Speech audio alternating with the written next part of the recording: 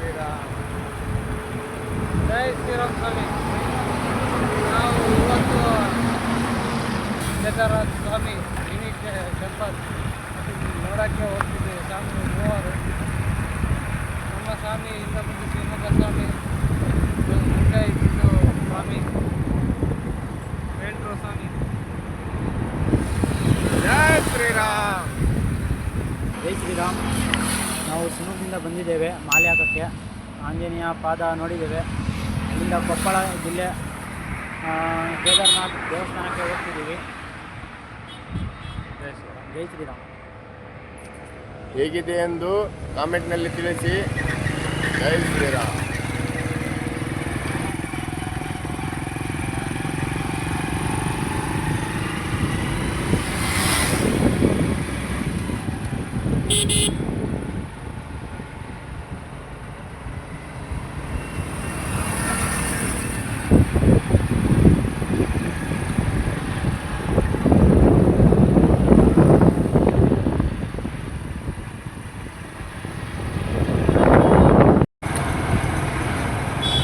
ಸ್ವಾಮಿಗಳೇ, ಆ ಗುಡ್ಡದಿಂದಿದೆ ಕೇದಾರನಾಥ್ ಟೆಂಪಲ್. ಅಲ್ಲಿಗೆ ಹೊರಟಿದ್ದೇವೆ ಈಗ ಬೈಕ್ ತಗೊಂಡು. ಜೈ ಸೀತಾರಾಮ್.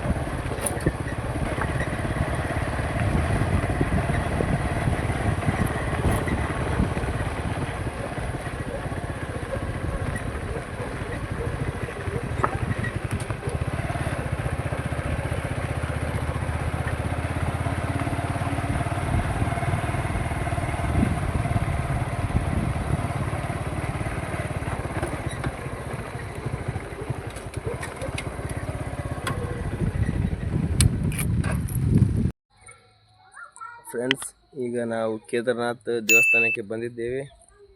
ನೋಡಿ ಹೇಗಿದೆ ಅಂತ ಕಾಮೆಂಟ್ನಲ್ಲಿ ತಿಳಿಸಿ.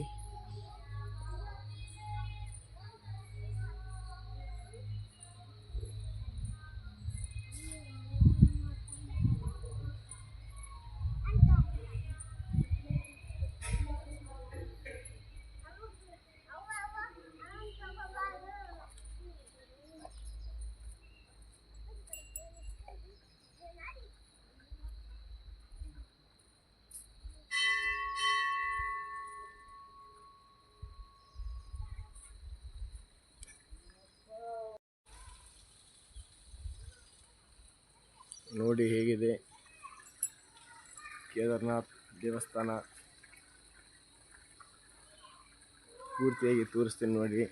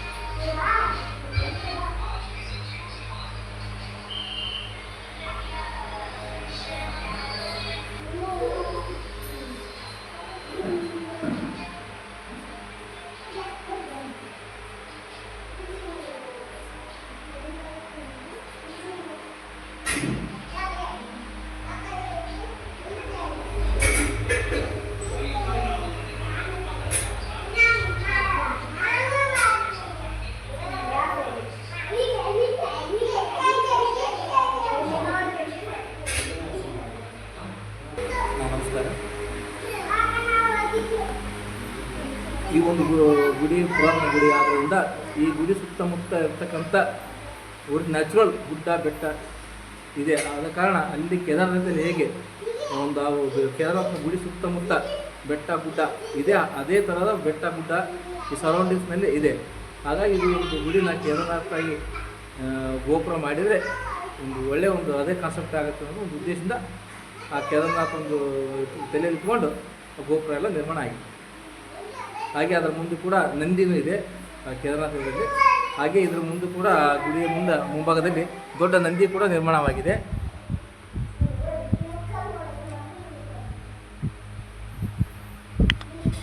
ಹಾಗೆ ಗುಡಿಯ ಪಕ್ಕದಲ್ಲಿ ಕೂಡ ಒಂದು 120 ಎಕರೆದ ಒಂದು ಕೆರೆ ಕೂಡ, ಪುರಾತನ ಕೆರೆ ಕೂಡ ಇದೆ, ಹುಲ್ಲಿಕೆರೆ ಅಂತಂದೇಳಿ. ಓಂ ನಮಃ ಶಿವಾಯ. ಶಿವರಾತ್ರೀಶ್ವರ ಮಹಾದೇವ ಪ್ರಸನ್ನ. ಈ ದೇವಸ್ಥಾನವು 12ನೇ ಶತಮಾನದಲ್ಲಿ ಶ್ರೀ ಋಷಿಮುನಿಗಳು, ಹಿಂದೆ ಋಷಿಮುನಿಗಳಿದ್ದರು, ಅವರು ಪ್ರಾಣ ಪ್ರತಿಷ್ಠಾಪನೆ ಮಾಡಿದ್ದರು. ಈ ದೇವಸ್ಥಾನ ಭಾಳ ಪವರ್ಫುಲ್. ಅವಾಗೆಲ್ಲ ಋಷಿಮುನಿಗಳು ದೇವಮಾನವರಿದ್ದಂಗೆ ಅವಾಗೆಲ್ಲ. ಆ ದೇವಮಾನವರು ಋಷಿಗಳು ಬಂದು ಪ್ರಾಣ ಪ್ರತಿಷ್ಠಾಪನೆ ಮಾಡಿದಲ್ಲಿ ಈ ಗುಡಿಯಲ್ಲಿ ಏನೇ ಬೇಡಿಕೆ ಕೇಳ್ಕೊಂಡು ಈಡೇರ್ತದೆ. ಯಾಕಂದರೆ ಈಗ ನಾನು ಈಗ ಬಂದು 3 ತಿಂಗಳಾಯ್ತು. ಈಗ 3 ತಿಂಗಳಿಂದ ಭಾಳ ಜನ ಬರ್ತಾ ಇದ್ದಾರೆ, ಹೋಗ್ತಾ ಇದ್ದಾರೆ. ನಮ್ಮನ್ನು ಕೇಳ್ತಾರೆ, ಇದು ದೇವ್ರ ಮಹಿಮೆ ಅಂತ ಕೇಳ್ತಾ ಇದ್ದಾರೆ. ಈ ಮಮ್ಮಿ ಏನಿಲ್ಲಮ್ಮ, ನೀವೇನು ಮನಸ್ಸಿನಲ್ಲಿ ಕೇಳ್ಕೊಂಡು ನೀವೇನು ಕಾಣಿಕೆ ಒಪ್ಸ್ಕೊಂತೀರ ಮನಸ್ಸಿನಲ್ಲಿ, ಅದಾದಮೇಲೆ ಬಂದು ಒಪ್ಸಿ ಅಂತೇಳಿ ಹಲವಾರು ಜನಗಳು ಕೇಳ್ಕೊಂಡ ಮೇಲೆ ಅದು ಕೆಲಸ ಆದಮೇಲೆ ಬಂದು ಒಪ್ಸಿದ್ದು ನನ್ನ ಉದಾಹರಣೆ ಇದೆ. ಪವರ್ಫುಲ್ ದೇವಸ್ಥಾನ, ಭಾಳ ಪವರ್ಫುಲ್. ಯಾಕಂದರೆ ಋಷಿಮುನಿಗಳು ಮಾಡಿದಾರಲ್ಲ, ದೇವಮಾನವರಿದ್ದಂಗೆ ಅವರಲ್ಲ. ಹಿಂದೆ ದೇವಲೋಕಕ್ಕೆ ಹೋಗಿ ಬಂದವರಲ್ಲ ಋಷಿಮುನಿಗಳು, ದೇವರ ಸಮಾನನೇ ಅವರು ಪ್ರಾಣ ಪ್ರತಿಷ್ಠೆ ಮಾಡಿದ್ರಲ್ಲಿ ಭಾಳ ಪವರ್ಫುಲ್ ದೇವರು. ಅದರಲ್ಲಿ ಈ ಪಾಣಿ ಇದೆಯಲ್ಲ, ಈ ಪಾಣಿ ಎಲ್ಲಿ ಇರಲಿ ಈ ಕೊಪ್ಪಳದಲ್ಲಿ ಅದು ನೋಡಿರಲ್ಲ ಪಾಣಿನ, ಅಲ್ಲಿ ಈಶ್ವರ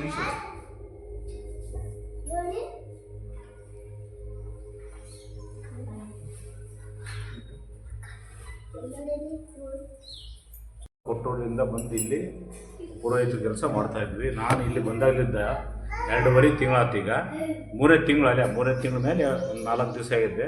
ಇಲ್ಲಿ ಬಂದಾಗಿದ್ದ ನೆಮ್ಮದಿ, BP, ಶುಗರು ಯಾವೆಲ್ಲ ನನಗೆ BP ಗುಳಿಗೆ ನಿಂತಿದ್ದು. ಈ 3 ತಿಂಗಳಿಂದ ಒಂದು ಗುಳಿಗೆ ನುಂಗಿದಿಲ್ಲ.